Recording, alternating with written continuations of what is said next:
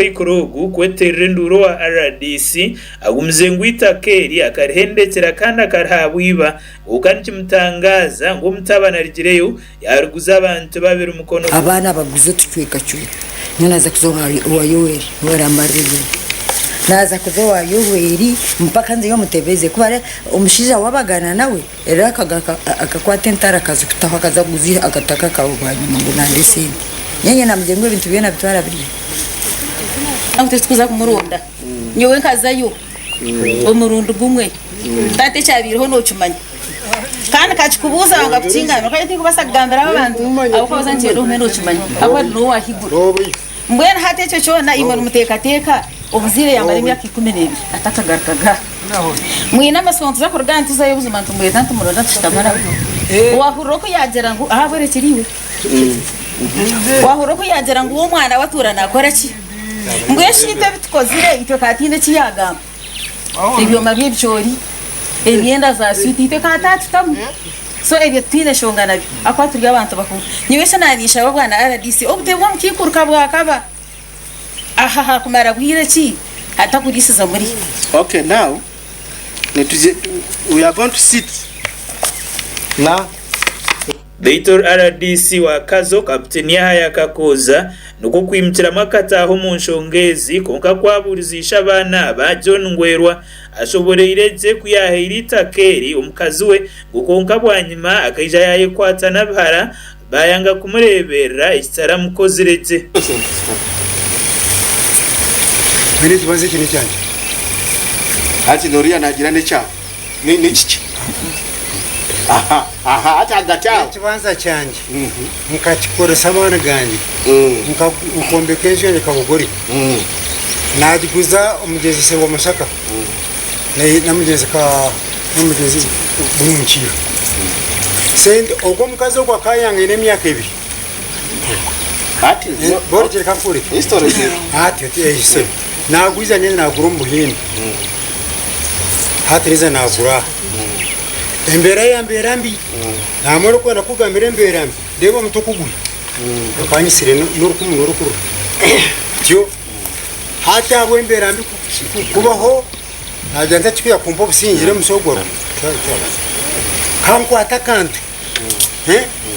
umuntu muhereza abana bakabakuze umukaza namuhira namunezi nje bajumumbe kirwagireho ukonka we Innocent kuyabuzwa RDC yashobora kwisha taramushomeyise nk'abana bandi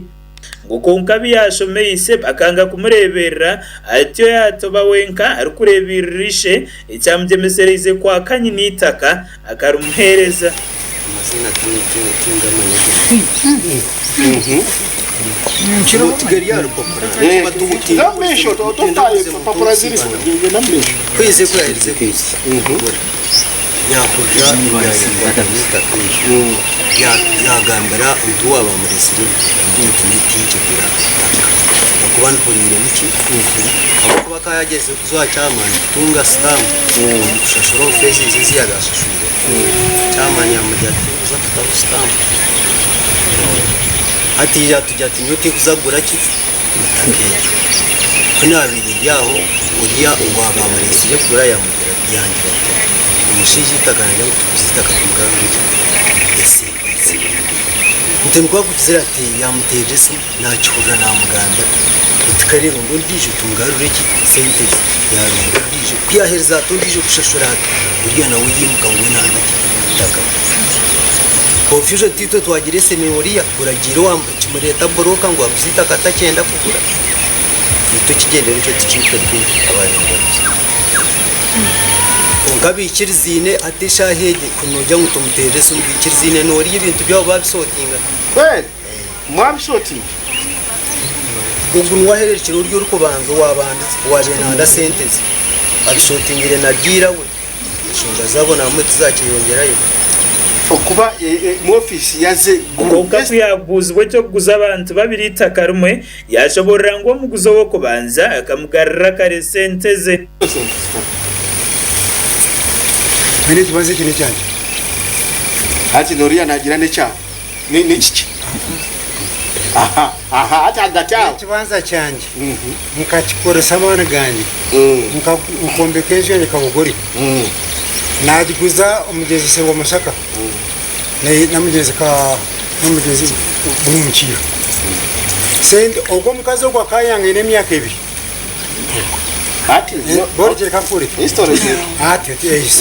nagwiza nene nagura omuhindi ati niza nagura embeera yambeera mbi namara okwenda kugambira embeera mbi ndeba omutukuguru apanyisire n'orukumu n'orukuru tyo hati abo embeera mbi kubaho nagira ntakikuya kumpa obusingire omusogoro kankwata akantu buri muntu muhereza abaana bakabakuza omukazi namuhira enju njo bagimwombekera wagiriyo baitu we RDC omu bigambo bye yahabura embaju zombi okuza omu kouti abo kuba barema kwikirizana buli kimu kisigala nga bwekikola ki nga bwekiri paka kooti bwenegamba oyita wano oba oyita wano ebyo byebintu ebyo byenjagala